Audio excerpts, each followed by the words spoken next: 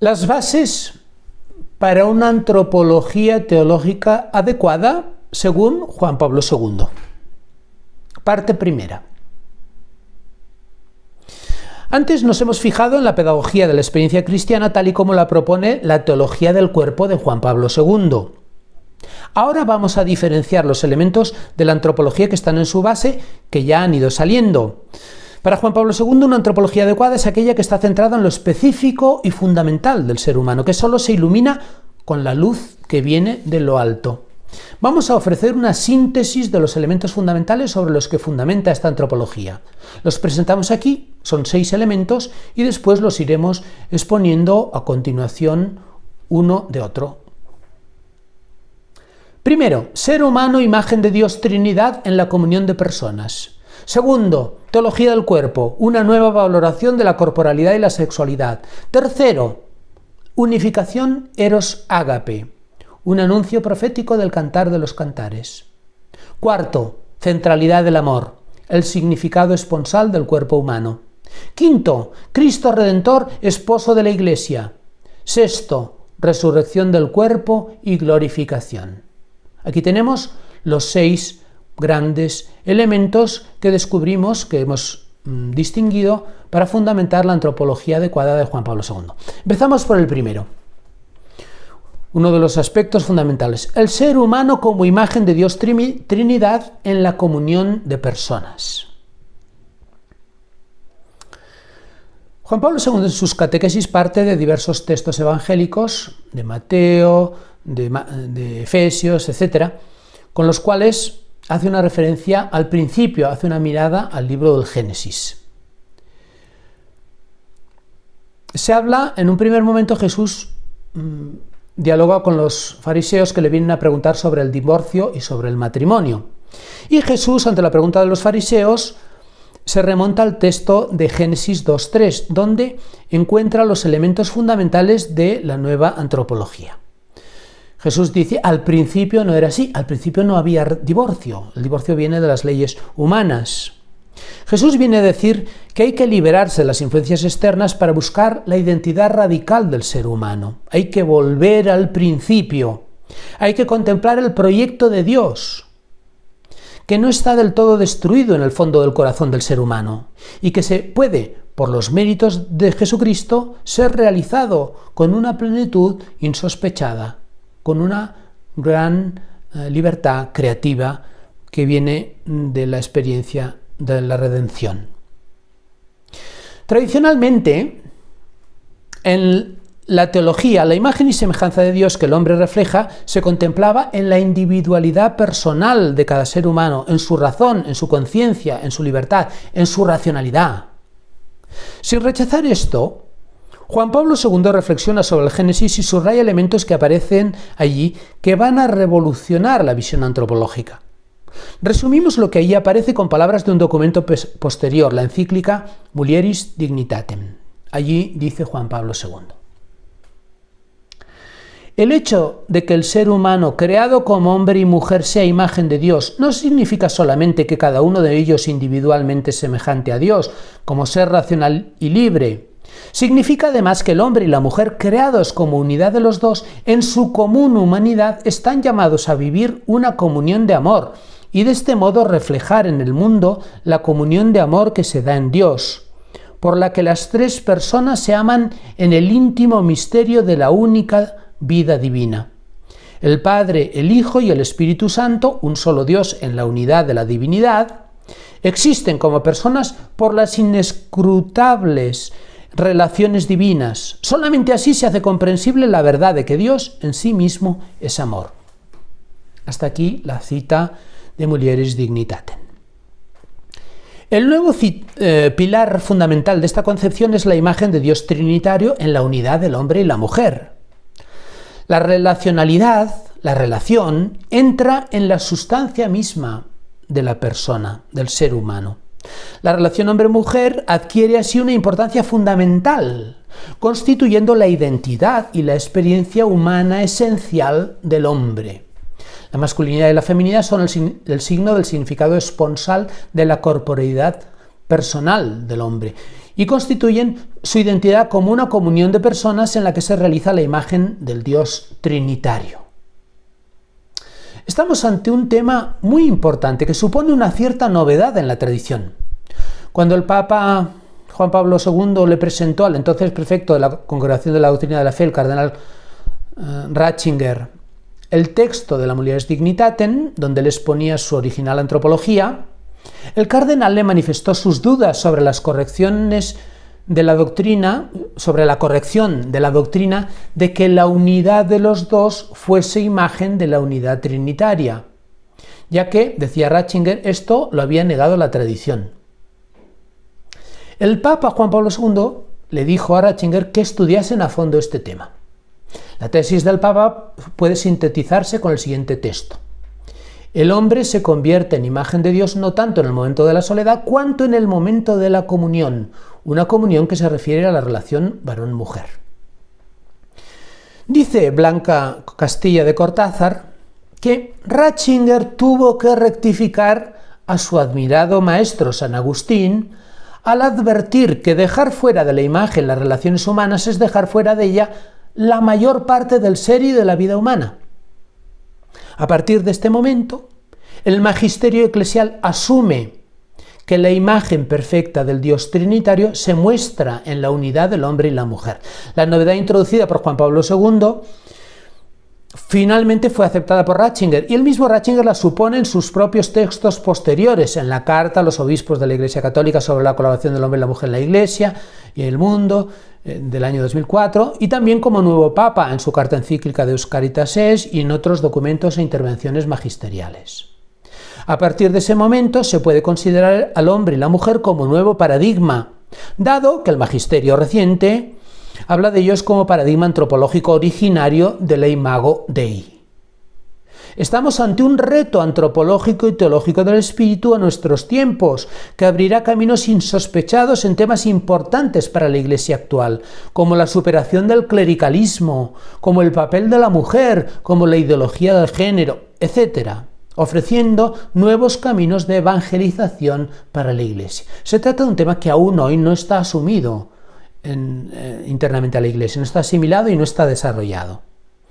De hecho, es un tema que ya aparecía en las catequesis de Juan Pablo II. En 1979, en noviembre de 1979, decía el Papa: el hombre se convierte en imagen de Dios no tanto en el momento de la soledad cuanto en el momento de la comunión. Efectivamente, Él es desde el principio no solamente imagen en la que se refleja la soledad de una persona que rige el mundo, sino también esencialmente imagen de una inescrutable comunión divina de personas. En relación con estos temas encontramos en las catequesis, no vamos a desarrollar en profundidad las catequesis, pero encontramos elementos muy interesantes. Encontramos esas tres grandes experiencias humanas fundamentales, primordiales: la soledad, la comunión y la desnudez originarias. Siguiendo el segundo relato del Génesis, el Papa busca una profundización en la experiencia humana que caracterizan su peculiaridad humana y que le llevan a profundizar en temas que son muy interesantes para la visión contemporánea: la interioridad, la subjetividad abierta a la libertad, etc.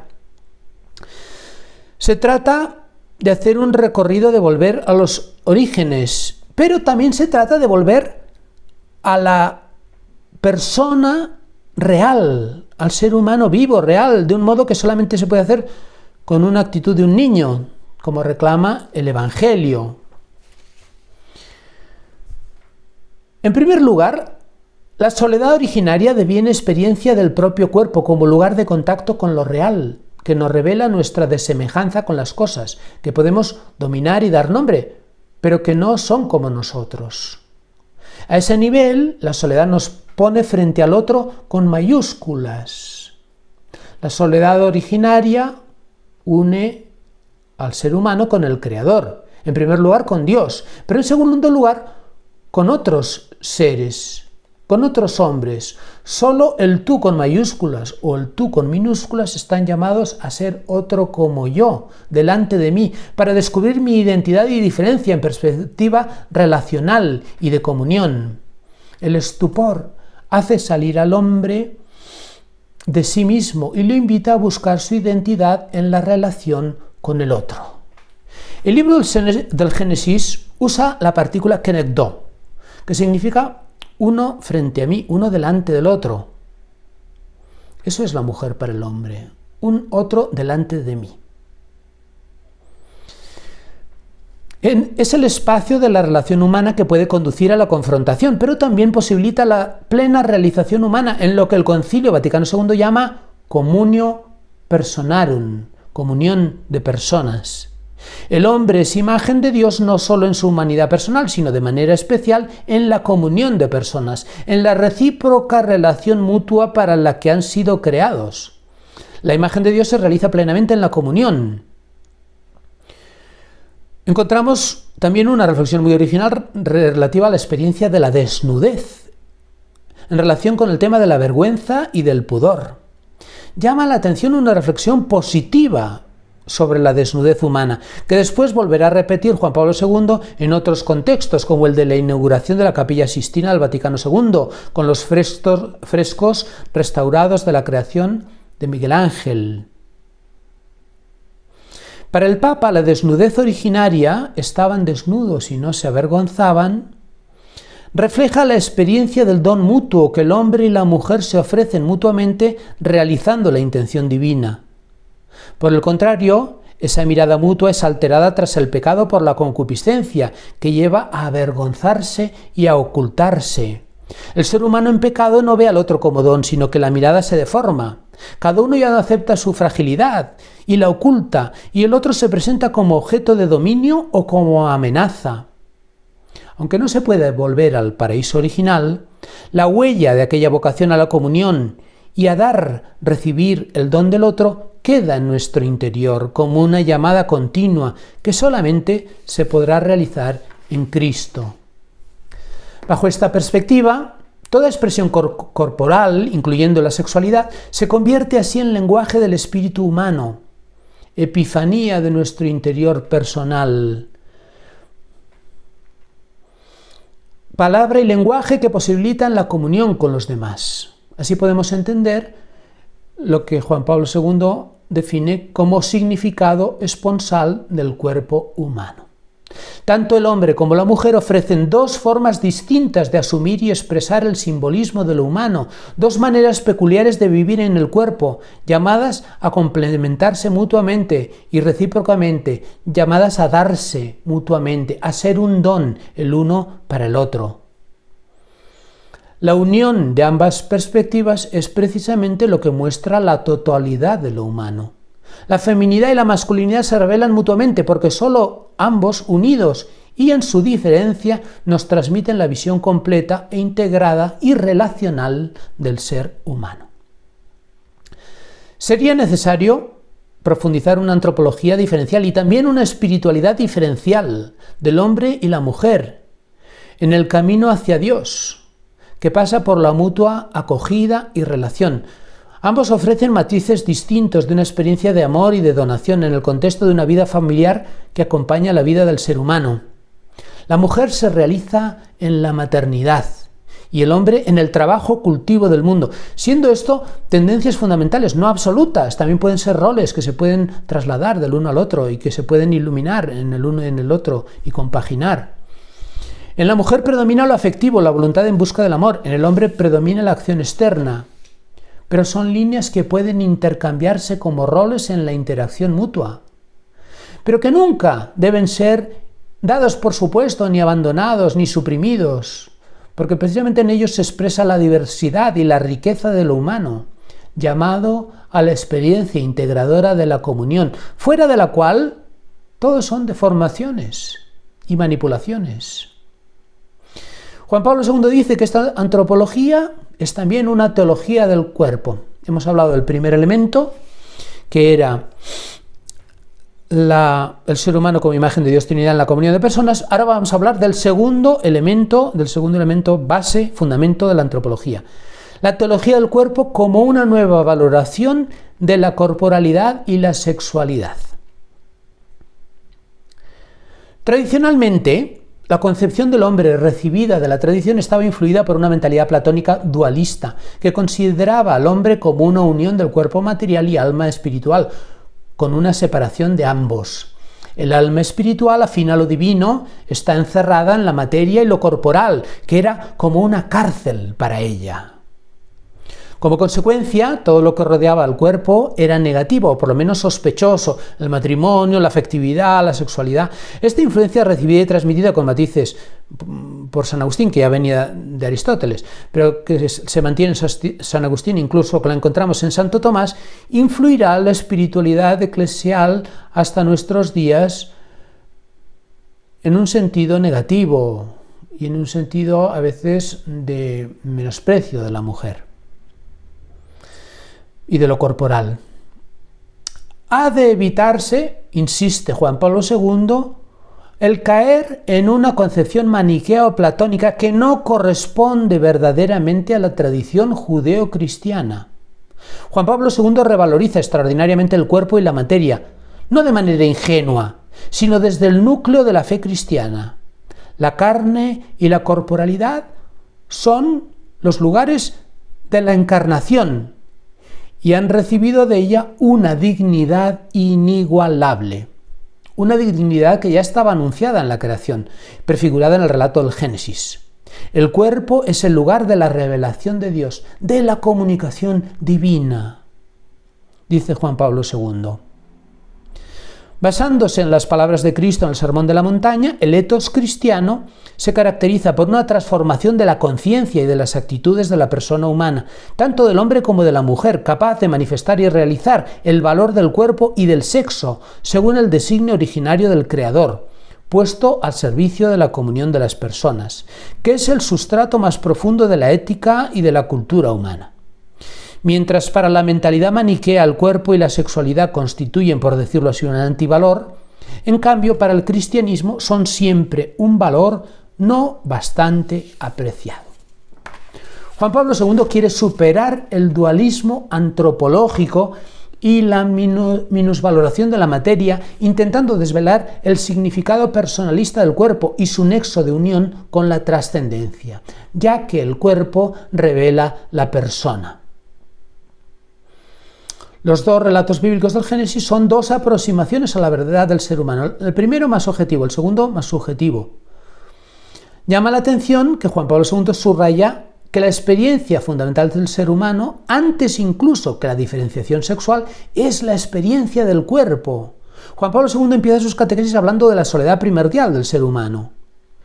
El hombre no encuentra en los seres creados un cuerpo semejante al suyo. Da nombre a los animales, pero nada es semejante a él. El descubrimiento de sí se realiza a partir del propio cuerpo y en relación con otros cuerpos. Primero descubren su cuerpo, que está por encima de todo lo creado. Descubre su soledad y eso le pone frente a Dios, frente al otro. La subjetividad se forma en la autoconciencia que descubre su soledad. Y es Dios quien no quiere la soledad y pone solución a ella. No es bueno que el hombre esté solo.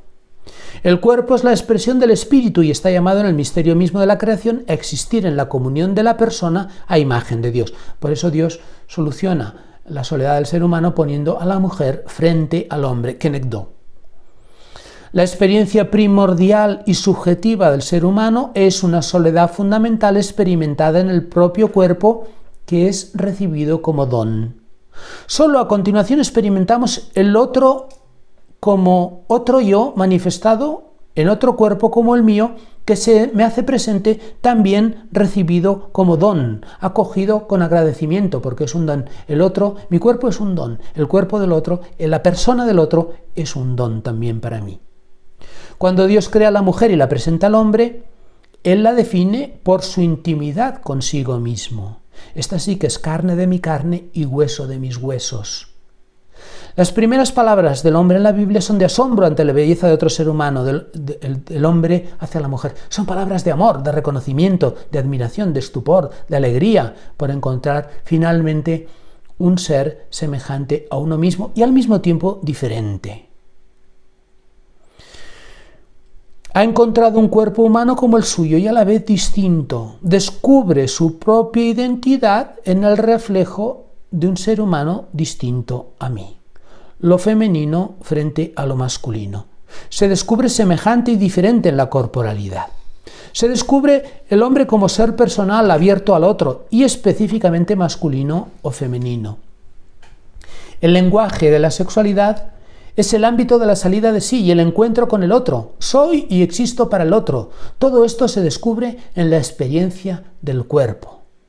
A la vista del cuerpo, el hombre conoce su vocación fundamental al amor. Después vendrán las consecuencias del pecado original, el miedo, la vergüenza, la ocultación, el engaño, pero ello no elimina la distinción humana y la llamada perenne a la comunión impresa en el fondo del propio ser, en el propio cuerpo. Juan Pablo II transmite una visión extraordinariamente positiva de la sexualidad como lenguaje de la diversidad, que encuentra su sentido en la experiencia del amor, mostrando la riqueza de lo humano a través del cuerpo masculino y femenino. La bipolaridad sexual no es algo irrelevante, sino que tiene una importancia teológica, insertándose en la misma esencia comunional del ser humano, como imagen del misterio divino de la vida intratrinitaria. Se intuye así el camino de la redención que supera la división del cuerpo y del espíritu y se alcanza la unificación en un cuerpo espiritualizado a la luz del Verbo encarnado, no solo en lo individual, sino también en lo social. Para Juan Pablo II, la experiencia del cuerpo, su encarnación, es su centro personal, donde se encuentran las huellas del pecado, pero también los ecos de la huella original puesta por el Creador y donde se descubre al mismo tiempo la vocación al amor. El cuerpo, dice Juan Pablo II, y solo él es capaz de hacer visible lo que es invisible, lo espiritual y lo divino. Juntamente con el hombre entró la santidad en el mundo visible, creado para él. El sacramento del mundo y el sacramento del hombre en el mundo provienen de la fuente divina de la santidad. Por tanto, el cuerpo se presenta como un doble signo, el signo de la persona y al mismo tiempo el signo de la invisible gloria de Dios. Persona significa trascendencia, tanto en sentido horizontal como vertical, salir de uno mismo hacia lo que es diverso, como una experiencia vivida en la subjetividad personal. La revelación divina responde así claramente ante las deformaciones del mundo contemporáneo, dice Juan Pablo II en su carta a las familias. Es propio del racionalismo contraponer de modo radical en el hombre el espíritu al cuerpo y el cuerpo al espíritu. En cambio, el hombre es persona en la unidad del cuerpo y del espíritu. El cuerpo nunca puede reducirse a pura materia. Es un cuerpo espiritualizado, así como el espíritu está tan profundamente unido al cuerpo que se puede definir como un espíritu corporeizado. La fuente más rica para el conocimiento del cuerpo es el Verbo hecho carne. Cristo revela el hombre al hombre. Esta afirmación del Concilio Vaticano II es, en cierto sentido, la respuesta esperada desde hacía mucho tiempo que la Iglesia ha dado al racionalismo moderno. El cuerpo, por tanto, revela su significado al ser un don recibido, pero también una tarea encomendada, el lugar donde Dios nos habla y donde podemos responder a la llamada de su amor.